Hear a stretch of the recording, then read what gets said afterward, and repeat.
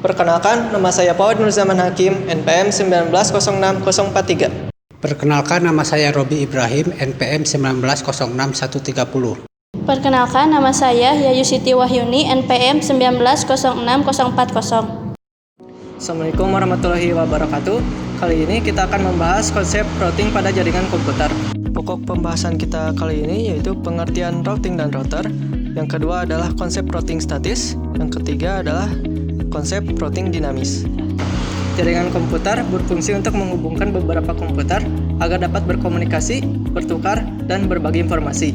Pada dasarnya, antar komputer tidak bisa langsung berkomunikasi, tetapi dengan adanya pengalamatan IP memungkinkan kita membangun beberapa jaringan pada suatu keadaan. Untuk mengkomunikasikan antar jaringan, kita perlu beberapa peralatan, salah satunya router. 2. Pengertian router. Router adalah perangkat keras jaringan komputer yang berfungsi untuk menghubungkan beberapa jaringan, baik itu jaringan yang sama maupun yang berbeda.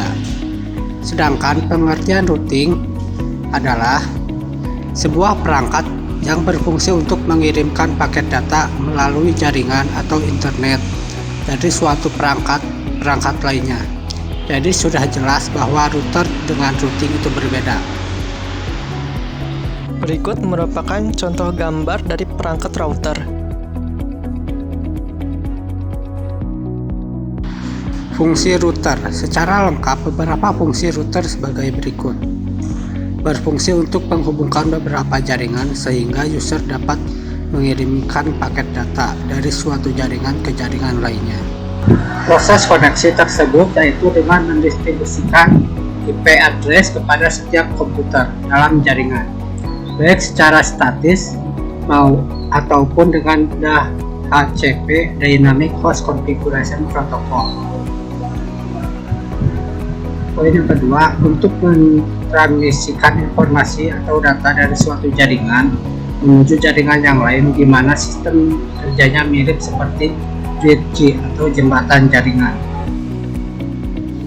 Untuk menghubungkan suatu jaringan lokal dengan koneksi DSL (Digital Subscriber Line) atau yang lebih dikenal dengan DSL router. Teknologi router saat ini sudah lebih canggih, di mana penggunaan tidak hanya dengan menggunakan sambungan kabel LAN, tapi juga dengan teknologi wireless. Dengan begitu, maka sebuah router dapat terhubung pada semua perangkat komputer, laptop, dan gadget lainnya yang masih berada dalam jangkauan router tersebut. Konsep routing terbagi menjadi dua, yaitu ada routing statis dan routing dinamis. Kali ini kita akan membahas tentang konsep routing statis. Routing statis adalah pengaturan routing paling sederhana yang dapat dilakukan pada jaringan komputer. Static routing adalah rute-rute ke host atau jaringan tujuan yang dimasukkan secara manual oleh administrator jaringan ke route table suatu router. Static route memiliki keunggulan untuk menghemat bandwidth jaringan karena static route tidak membangkitkan traffic route update untuk memberikan informasi perubahan route yang berlaku ke router-router lain. Routing statik ini cocok untuk digunakan jaringan skala pendek dan tidak cocok untuk skala besar. Dalam menerapkan routing statik, kita akan mengisikan entry route pada table routing secara manual di setiap router yang ada di dalam jaringan. Sebuah entry route statis yang akan dimasukkan pada table routing harus mengandung 3 informasi, yaitu 1. Network address adalah informasi ini merupakan network address dari network yang akan dituju. Yang kedua adalah subnet mask atau prefix. Informasi ini merupakan prefix dari network yang dituju. Yang ketiga adalah next hop atau gateway. Informasi ini berguna memberitahukan kepada router tentang bagaimana mencapai network tujuan. Selanjutnya, cara kerja routing statik. Ada 3 cara kerja dalam routing statik. Yang pertama, konfigurasi router yang dilakukan oleh admin jaringan. Yang kedua, router melakukan routing berdasarkan informasi yang diterima oleh table routing. Yang ketiga, admin jaringan menggunakan perintah IP route secara manual untuk konfigurasi route. Dengan routing statis dan routing statis berguna untuk melewatkan paket data pada jaringan. Nah, di sini ada contoh konsep dari routing dinamis dengan menggunakan dua router. Kalau kita dianalogikan sebagai pengirim paket dari alamat 192.168.10.2 dikirimkan ke alamat 10.10.10.1, lalu dikirimkan lagi ke alamat router 10.10.10.2, yang terakhir dikirimkan ke alamat 19.168.20.0. Jadi routing ini bertujuan untuk mengirimkan data dari jaringan yang berbeda. Yang ketiga ada konfigurasi routing statis. Routing digunakan untuk proses pengambilan sebuah paket dari sebuah alat dan mengirimkan melalui network ke alat lain di sebuah network yang berbeda. Apabila network Anda tidak memiliki router, maka jelas Anda tidak melakukan routing. Prosedur untuk bisa melakukan routing paket adalah hal sebagai berikut. Yang pertama, tentukan alamat, prefix, subnet max, dan address. Yang kedua, masuk ke global konfigurasi. Yang ketiga, ketik perintah IP root dengan prefix dan max yang diikuti dengan address seperti yang sudah ditentukan. Yang keempat, konfigurasi semua router untuk semua jaringan yang dituju. Yang kelima, copy running config startup config untuk menyimpan konfigurasi yang sedang aktif ke npram. Berikut adalah contoh topologi routing statis dengan 3 router. Router tengah harus dikonfigurasi sehingga dapat mencapai ke jaringan 192.168.1 dan jaringan 192.168.5.2. Kedua jaringan subnet max-nya sama semuanya, yaitu 255.255.255.0. Paket yang tujuannya ke jaringan 192.168.1 harus dirutekan ke router kiri, dan paket yang ditujukan ke jaringan 192.168.5.1 harus dirutekan ke router yang sebelah kanan. Dalam hal ini, routing statis bisa digunakan. Kedua routing statis tersebut akan dikonfigurasi menggunakan interface lokal sebagai gateway ke jaringan yang dituju. Selanjutnya, verifikasi konfigurasi routing statis. Setelah routing statis dikonfigurasi, langkah selanjutnya adalah hal yang sangat penting untuk melakukan verifikasi apabila table routing dan proses routingnya bekerja dengan baik. Perintah untuk melihat konfigurasi yang sedang aktif dan untuk memverifikasi routing statis adalah show running dan show IP route. Langkah yang pertama itu adalah show running config dalam privilege mode untuk melihat konfigurasi yang sedang aktif. Yang kedua, verifikasi routing statis yang telah dimasukkan. Jika route tidak benar, maka diperlukan kembali lagi ke mode global config untuk menghapus routing statis yang salah dan masuk ke routing yang benar. Yang ketiga, berikan perintah show IP route. Yang keempat, verifikasi lagi apakah table routing yang dimasukkan sudah sesuai dengan tujuan dari hasil perintah tersebut. Dalam routing statis, hal yang tidak kalah penting yaitu default routing. Default routing dapat diartikan setting pada komputer atau aturan forwarding paket untuk digunakan bila tidak ada route spesifik yang dapat ditentukan untuk alamat tujuan protokol yang diberikan IP. Semua paket untuk tujuan yang tidak ditentukan dalam tema routing akan dikirim melalui jalur atau rute default. Pada umumnya, menunjuk pada route lain untuk memperlakukan paket dengan cara yang sama jika sebuah route cocok. Kelebihan route default yaitu konfigurasi cukup sederhana. Dengan memasukkan satu perintah saja, semua router dapat dilewati. Kekurangannya, terdapat router yang tidak diperlukan karena semua router akan menerima routing yang tidak diperlukan. Rute default secara aktual menggunakan format IP route 0.0.0.0.0 next hop address outgoing interface. Selanjutnya langkah-langkah default routing. Yang pertama, masuk mode global configuration. Yang kedua, ketik perintah IP root dengan 0.0.0 sebagai prefix dan 0.0.0 sebagai max. Alamat tambahan untuk routing default dapat berupa address dari local interface yang terhubung langsung ke jaringan luar atau IP address dari next hop route. Yang ketiga, keluar dari mode global config. Yang keempat, gunakan perintah copy running config startup untuk menyimpan konfigurasi yang sedang jalan ke NVRAM. Yang terakhir, troubleshooting. Ketika melakukan troubleshooting, mencari titik problem dalam network, langkah pertama harus selalu memeriksa tabel routing.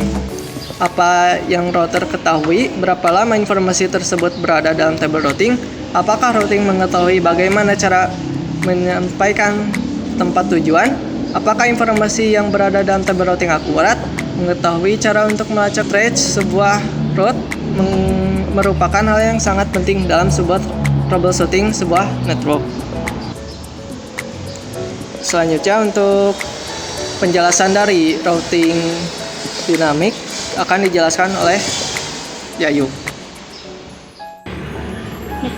Yang selanjutnya yaitu mengenai routing dinamis atau dynamic routing. Yang pertama pengertiannya yaitu router yang memiliki kemampuan untuk membuat tabel routing secara otomatis berdasarkan lalu lintas jaringan dan router yang terhubung. Jadi dapat diartikan bahwa router ini dapat berubah-ubah secara dinamis. Lalu yang selanjutnya yaitu macam-macam router. Yang pertama ada RIP atau Router Information Protocol. Yang kedua ada IGRV atau Internal Gateway Routing Protocol. Yang ketiga ada OSPF atau Open Short Path First. Yang keempat ada BGV atau Border Gateway Protocol. Lalu protokol dinamis memiliki kelebihan yaitu yang pertama, proses konfigurasi jaringan lebih cepat, bisa digunakan jaringan yang berskala besar. Yang ketiga, jika ada jalur yang rusak akan tetap aman. Dan yang terakhir, jalur ditentukan secara otomatis oleh sistem. Lalu memiliki kekurangan juga yaitu yang pertama, bandwidth yang dibutuhkan lebih besar. Yang kedua, jalurnya bisa menentukan adalah sistem bukan dari administrator. Yang ketiga, membutuhkan RAM yang lebih besar dan menentukan jalur terbaik saat down.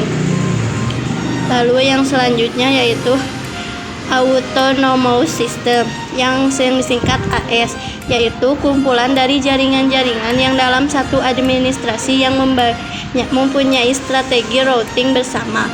AS mungkin dijalankan oleh satu atau lebih operator ketika AS digunakan pada router dunia luar, seperti yang ada di gambar. Lalu tujuan dari routing protokol yaitu tujuan utamanya untuk membangun dan memperbaiki tabel routing, di mana tabel ini berisi jaringan-jaringan interface yang berhubungan dengan jaringan tersebut. Router menggunakan protokol routing ini untuk mengatur informasi yang diterima dari router-router lain dan interface-nya masing-masing, sebagaimana yang terjadi konfigurasi routing secara manual. Routing protokol dibagi menjadi dua, yaitu ada distance vector dan ada link state. Distance vector yaitu routing yang bertujuan untuk menentukan arah atau vektor dan jarak ke link-link lain dalam suatu internet network. Algoritma dari routing distance vector secara periodik menyalin tabel routing dari router ke router. Perubahan tabel router ini diupdate antar router yang saling berhubungan pada saat terjadi perubahan topologi. Lalu link state yaitu bertujuan untuk menciptakan kembali topologi yang benar pada suatu internet network. Algoritma return link state juga dikenal dengan algoritma distract atau algoritma search path first atau SPF. Lalu fitur-fitur yang dimiliki oleh router link state yaitu yang pertama ada link state adaptation atau LSA. yaitu paket kecil dari informasi routing yang dikirim antar router. Yang kedua, topological database, yaitu kumpulan informasi yang dari LSA. Yang ketiga ada SPF algorithm, adalah hasil perhitungan pada database sebagai hasil dari pohon SPF. Lalu yang terakhir ada routing tabel, yaitu data route dari interface. Lalu proses discovery dari routing list stage, yaitu ketika routing melakukan pertukaran SLA dimulai dari jaringan yang terhubung langsung tentang informasinya. Masing-masing router membangun database topologi yang berisi pertukaran. Lalu ada konfigurasi routing, yaitu yang pertama untuk menghitungkan protokol pada suatu router kita membutuhkan setting parameter global dan routing. Tugas global meliputi pemeliharaan protokol routing seperti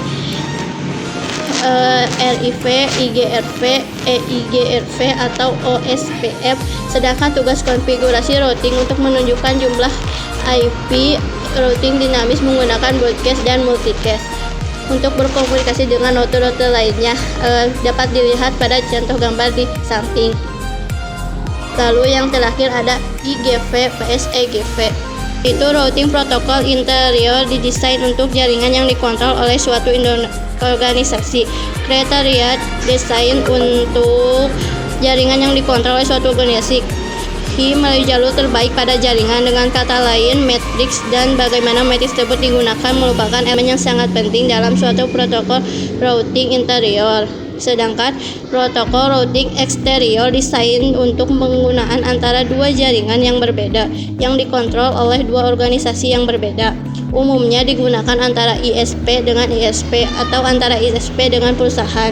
Contohnya pada perusahaan yang menjalankan BGP sebagai protokol routing eksterior antar router perusahaan tersebut dengan router ISP. Lalu yang terakhir ada IV protokol exterior gateway, membutuhkan 3 setting informasi, yaitu yang pertama daftar router-router tetangga untuk pertukaran informasi routing. Yang kedua daftar jaringan untuk adapters sebagai tanda jaringan dapat dicapai secara langsung. 3 nomor autonomous system dari router lokal. Dan yang terakhir router protokol eksterior harus mengisolasi autonomous system. Kesimpulan dari materi konsep routing adalah 1. Routing adalah proses bagaimana router melewatkan paket ke jaringan yang dituju. Yang kedua, routing protokol adalah komunikasi yang digunakan antar router. Yang ketiga, routing protokol mengizinkan satu router untuk sharing informasi dengan router-router lain berdasarkan jaringan yang ia ketahui dan jalur terbaik ke jaringan tersebut. Yang keempat, algoritma routing dapat diklarifikasikan sebagai 1 atau 2 kategori, yaitu distance vector atau link state. Yang terakhir, autonomous system atau AS adalah kumpulan dari jaringan-jaringan dalam satu pengawasan administrasi. Sekian dari kelompok kami, mohon maaf apabila ada kekeliruan dan kesalahan. Terima kasih. Wassalamualaikum warahmatullahi wabarakatuh.